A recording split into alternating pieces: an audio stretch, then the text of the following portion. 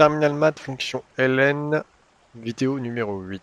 Alors on va faire des études de signes avec la fonction ln, des cas plus complexes que sur la vidéo 7. Donc on va étudier le signe d'une fonction f de x est égal à 2x fois ln de x. Donc première étape, on cherche toujours le domaine de définition à l'intérieur de la fonction ln de x. Et pour 2x, bon, 2x, c'est que c'est une fonction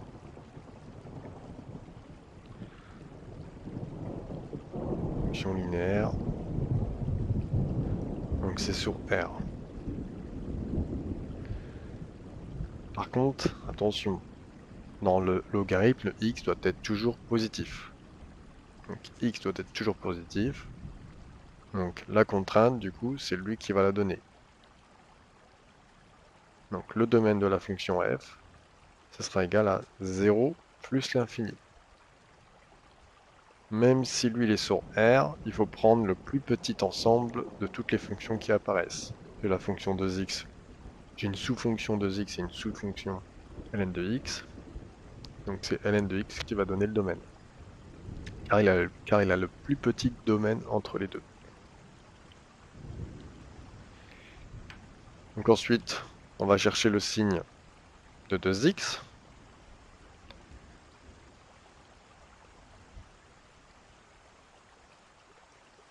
Alors on va résoudre 2x égale 0. Donc ça fait x égale à 0 sur 2. X égale 0. Ok. Le signe de ln de x. Donc ln de x, on va faire strictement supérieur à 0 ou égal à 0. Donc ln de x, ça nous permet alors on fait supérieur ou égal à 0 parce que ça nous permet de trouver le signe du ln et en même temps sa racine. Donc je transforme le 0 en ln de 1. Je supprime les logarithmes, il me reste x supérieur ou égal à 1. Donc une fois qu'on a fait ça, on peut faire le tableau de signes.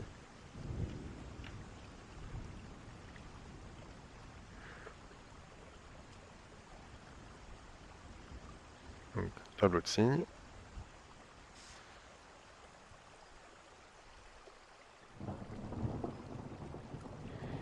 Alors on est dans le domaine 0 plus l'infini. Je vais faire une ligne pour 2x. Une ligne pour ln de x. Du coup, je peux faire une ligne pour f de x. En racine, j'ai 0 et j'ai 1. 0. Valeur interdite pour f. Ensuite, j'ai 1. Et mon 0 ici pour la ligne des ln de x. Alors, le signe de 2x, on se souvient ces règles de signe pour des fonctions binaires ou affines, c'est le signe de x après le 0. Mon 0 il est là, mon signe est positif, donc plus plus. Le signe du ln, ben on sait que quand x est plus grand que 1, ma fonction ln est positive. Donc c'est-à-dire qu'avant, elle est négative. On fait la règle des signes, plus fois moins, moins, plus fois plus, plus. Voilà pour un premier exemple. Deuxième exemple, on complique l'affaire. F de x est égal à 2 ln de x, le tout au carré, moins ln de x.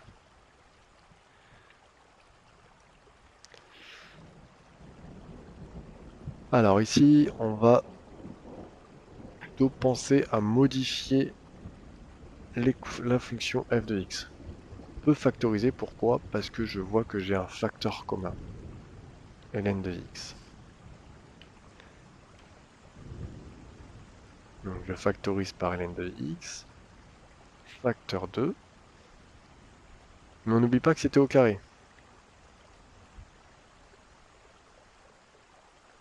Donc je vais avoir 2 au carré ln de x moins 1.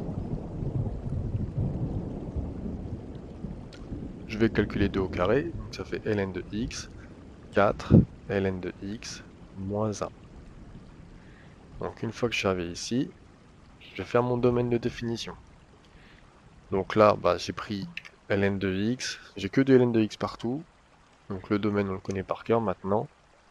Domaine de f égale à 0 plus l'infini, et on prend pas le 0.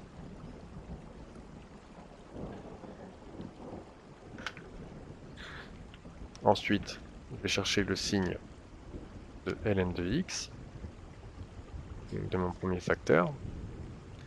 ln de x supérieur ou égal à 0. On l'a fait tout à l'heure. On a trouvé x supérieur ou égal à 1. Ensuite, je vais faire mon second facteur. Donc 4 ln de x moins 1. Supérieur ou égal à 0. Donc 4 ln de x supérieur ou égal à 1. ln de x supérieur ou égal à 1 quart. Pour supprimer mon ln, je vais utiliser la fonction exponentielle. X supérieur à exponentielle de 1 quart.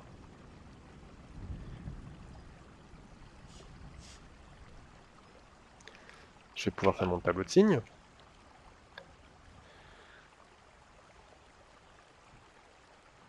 Donc une ligne pour ln de x, une ligne pour 4 ln de x moins 1, et une ligne pour f de x. Mon domaine, on sait que c'est 0 plus l'infini. Exponentielle de 1 quart, c'est entre 0 et 1. Ensuite, j'ai 1.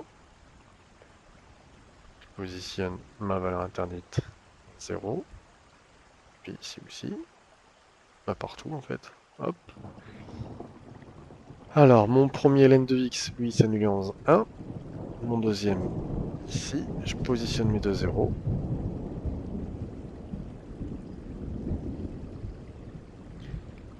Donc on sait que ln de x est positif après 1 et avant il est négatif. Alors ici, quand x est supérieur à mon exponentielle 1 quart, cette partie-là est positive. Donc plus, plus, donc ici moins. Avec des signes, moins, moins ça fait plus ça fait moins, plus ça fait plus.